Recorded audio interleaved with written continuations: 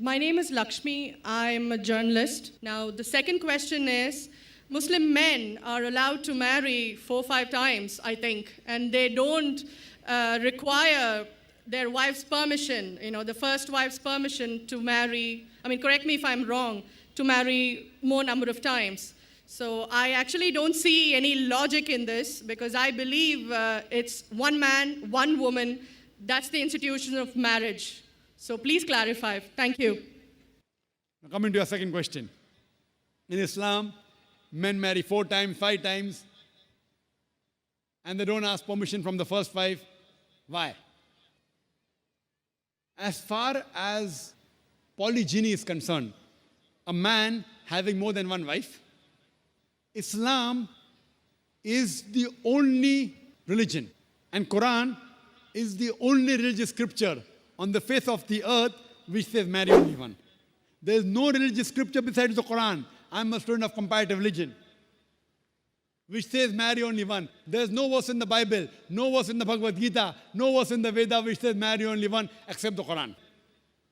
If you read the Hindu scriptures in Ramayana, the father of Sri Ram, how many wives did he have?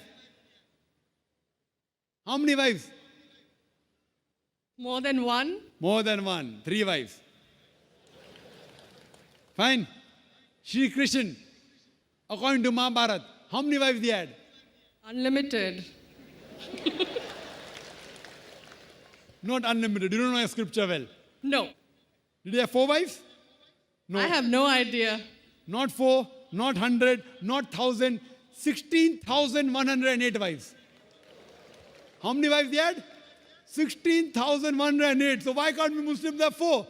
What's the problem? When Shri Krishna can have 16,108 wives, why can't we have 4?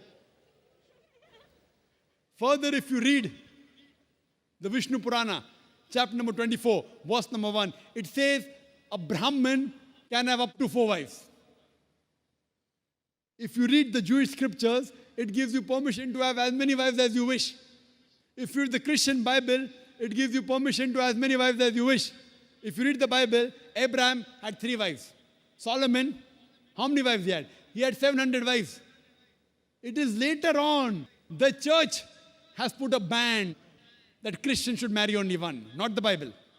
It is the Jewish community married more than one wife. It was in 1950 that chief rabbi passed a synod that Jews should marry only one. So it is the rabbi, not the Jewish scriptures. And according to Hindu scriptures, you can marry as many as you wish.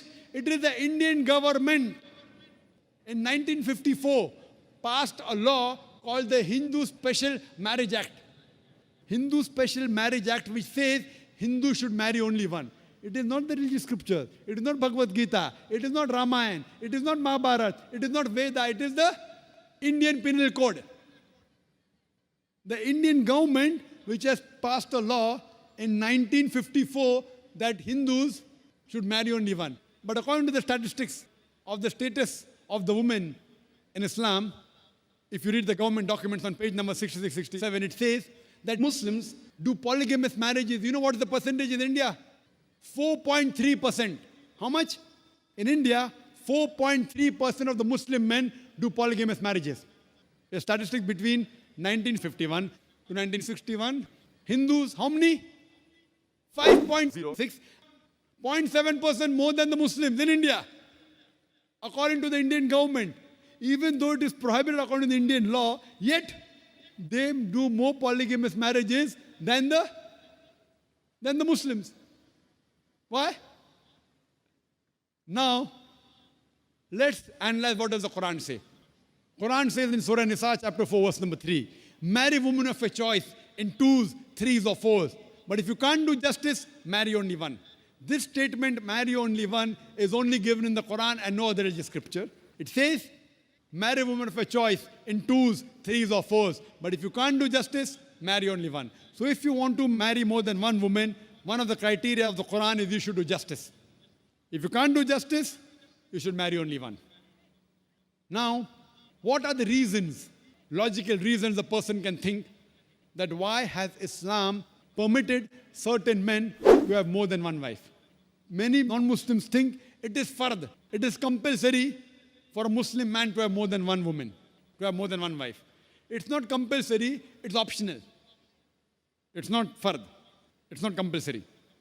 How many Muslim men do you know who have more than one wife? How many do you know, sister? How many do you know? A few. How many? A few again. Few means 1, 2, 3. How many? Yeah, at least about 3. About 3. Have you heard of Dharminder? Yeah. How many wives he has? 2. Muslim or non-Muslim? Non-Muslim. Non-Muslim. Your previous chief minister, what's the name? Jayalalitha. Yes. Hindu or Muslim? Hindu or Muslim? Hindu. Hindu, fine. Now these are famous personalities. Fine. How many famous personalities you know in India who have got more than one wife? The 3 you know may be locality, fine? Yeah. Local, maybe friend in your neighborhood, maybe your colleague. In India, there are more non-Muslims having more than one wife than the Muslims. Now let us understand what are the logical reasons. Come back to logic now. Now, by nature, if you ask any medical doctor, he will tell you, male and female are born in equal proportion. Girls and boys are born in equal proportion.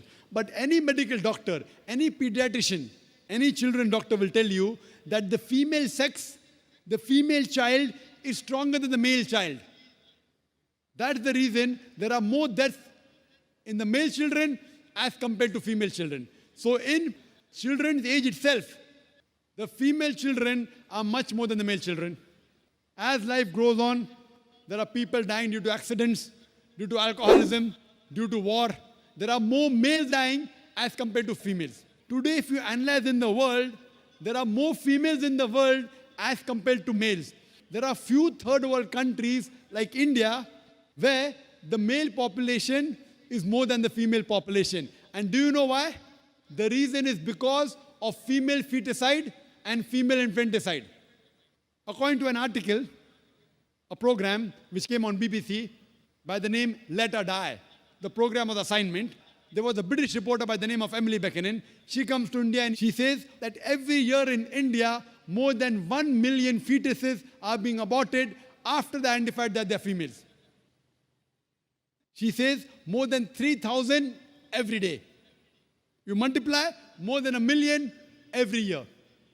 According to the Tamil Nadu government hospital report, she gives the statistics, out of 10 female born alive, do you know how many are put to death? 4. Sister, did you know that? Tamil Nadu, your state, your beloved state, according to the government statistics, out of 10 females born alive in the government hospital, 4 are put to death. There are billboards put in Rajasthan and here, which says that spend 500 rupees and save 500,000 rupees. You know what does it indicate? Spend 500 rupees, do ultrasonography, do amniocentesis, identify the child you're carrying is a female, abort her, and save 5 lakh rupees, 500,000 rupees. Maybe a couple of 100,000 upbringing her, and the remaining 100,000 in dowry. If you stop this evil practice in India, our beloved country, stop the female infanticide, stop the female feticide. Even in India, the population of female will be more than the male population. If you see the rest of the world, if you see New York alone, there are 1 million females more than males. In USA alone, there are 7.8 million females more than males. In UK alone, there are 4 million females more than males. In Germany alone, there are 5 million females more than males. In Russia alone, there are 9 million females more than males. And God alone knows how many millions of females are more than males throughout the world. Suppose I agree with your philosophy, sister, you said, 1 man, 1 woman. If I agree with you, sister, with your philosophy, 1 man, 1 woman. And suppose my sister happens to be in America, or your sister happens to live in America. And suppose the market is saturated. 1 man, 1 woman, saturated. Yet there will be 7.8 million females who will not find life partners. 1 man, 1 woman. Now the option for these 7.8 million females is either marry a man who already has a wife or become public property? You say, Dr. Zakir Naik, public property, such a harsh word. Sister, it is the most sophisticated word I can use. I cannot use a more sophisticated word than public property.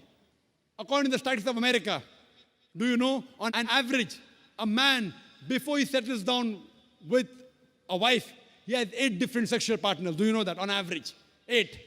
Some may have 1, some may have 10, some may have 20. 8 sexual partners before he settles down with one. So the only option remaining, so if my sister happens to live in America, or if your sister happens to live in America, and the option is given to her, and suppose the market is saturated, every man has found a woman for himself.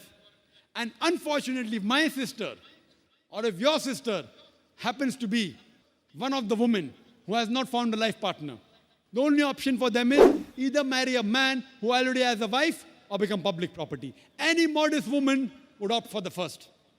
Sister, what would you opt for your sister? Marrying a man who already has a wife or become public property? My sister's too young to be married. So When she grows up and if she happens to go to America, or if you happen to be in America, third choice. what would you prefer for her? You're the elder sister.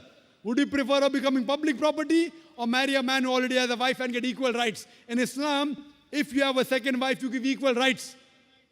In America, the public property has got no rights.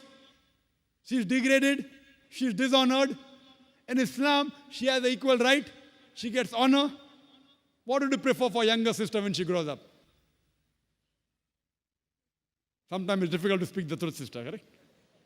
Especially in front of such a large audience. Anyway, I've got your answer, sister. Thank you. And your silence speaks for that. So that's the reason in Islam, sister, men have been allowed to marry more than one wife is to protect the woman, not to degrade her. Regarding a question, is it compulsory that the husband should take the permission of the wife? It's not compulsory because if she wants to protect, if that man wants to protect another woman, a normal woman, I agree with you, sister, no woman under normal circumstances would like to share the husband. You have to agree. This is human nature. But if the woman is a good Muslimah, is a good Muslim woman, what she says, let a small loss take place to prevent a big loss. She will say, I know sharing my husband is a loss for me, but I would prefer letting a small loss take place for me to prevent my sister becoming public property. She's a good human being. So she would surely give permission to the husband to marry a second woman, if she's a good Muslim woman.